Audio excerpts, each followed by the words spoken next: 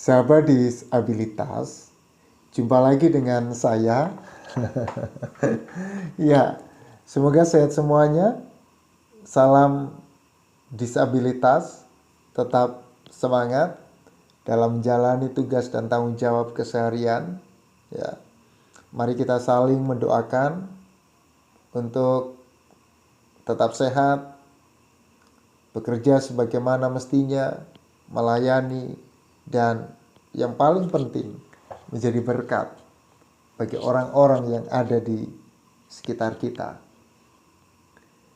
Sahabat disabilitas, di video saya sebelumnya saya bicara terkait dengan bagaimana nilai diri orang-orang dengan disabilitas. Bedanya disabilitas bawaan dengan disabilitas yang didapatkan kemudian hari, ya, karena kecelakaan atau mungkin karena sebab yang lain, ya. Nah, saya akan melanjutkan masih pada topik yang sama, ya. Oke, kalau di video saya sebelumnya disabilitas bawaan itu menerima kondisi fisiknya atau kondisi kedisabilitasannya berbeda dengan disabilitas yang didapat kemudian hari. Biasanya mereka menolak. Ya. Nah, yang kedua yang mau saya sampaikan, kelanjutan dari video saya kemarin adalah disabilitas bawaan itu biasanya mempraktikkan apa yang kemudian disebut dengan konseptual filling in. Ya. Berbeda dengan disabilitas di kemudian hari. Dia mempraktikkan apa yang disebut dengan perseptual. Ya, perseptual filling in. Nah, apa itu? Ya. Disabilitas bawaan sejak lahir itu memahami dirinya sebagaimana yang ia alami. Ya. Misal, ya, seseorang yang buta, bisu, tuli, atau disfungsi bagian tubuh yang lain. Ya. Biasanya itu dipahami memang sebagai bagian dari integral, ya, atau citra diri dan identitasnya sejak lahir seperti itu. Karena memang dirinya, maaf, cacat misalnya. Apa mau dibilang? Ya, artinya kalau yang kemarin ia menerima. Ya, nah, oke. Bagaimana memahami apa itu konseptual fill in? Ya. Saya akan menjelaskannya dengan memberikan sebuah contoh. Ya. Oke. Misalnya, suatu hari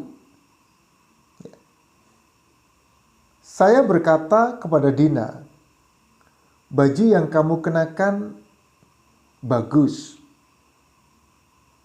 Ya, dan dia menjawab, oh iya, terima kasih. Saya suka warna baju saya yang biru ini. Ya. Nah, ini membuat saya agak terkejut dan kaget. Mengapa? Karena Dinda ini orang yang buta sejak lahir. Ya. Jadi kemudian saya berkata, ya, Dina, apa itu biru untukmu? Dia berkata, ini adalah warna yang sejuk, damai, dan santai. Dan dia kemudian menjelaskan bagaimana dia telah mengembangkan konsepsi dirinya melalui inderanya yang lain. Dan dari membaca konsep subjektifnya tentang warna, bagaimana proporsinya, atau tentang gagasan-gagasan visual yang lain. Ya. Jadi ketika orang yang tidak buta bertanya kepada Dina yang buta tadi itu, Dina bisa menjelaskan dengan begitu baik. Ya. Biru, tentram, warna yang damai misalnya. Ya. Oke, itu namanya konsepsi. Ya. Jadi orang dengan disabilitas bawaan itu mempraktikkan konsepsi dirinya bahwa memang sejak lahir ia disabilitas dan ia memahami konsepsi diri yang disabilitas itu sebagaimana yang ia konsepsikan. Ya. Nah, sedang bagi disabilitas yang didapat, misal karena kecelakaan atau karena penyebab lain, ya, ketika sudah dewasa misalnya, maka biasanya mereka mempraktikkan apa yang disebut dengan perceptual feeling in. Apa itu? Ya. Jadi mereka membangun persepsi diri berdasarkan pengalaman sebelum mengalami kedisabilitasan. Ya, misal, bagi seorang yang mengalami kebutaan di usia dewasa, ia akan mencoba mengisi persepsi dirinya tentang objek atau visualisasi yang ada di sekitarnya berdasarkan pengalaman dan pengalaman sebelumnya. Ya, arti sebelum ia mengalami kebutaan. Apa yang dipersepsikan selalu dibentuk oleh pengalaman penglihatan yang pernah dialami sebelum ia buta. Ya. Jadi berbeda.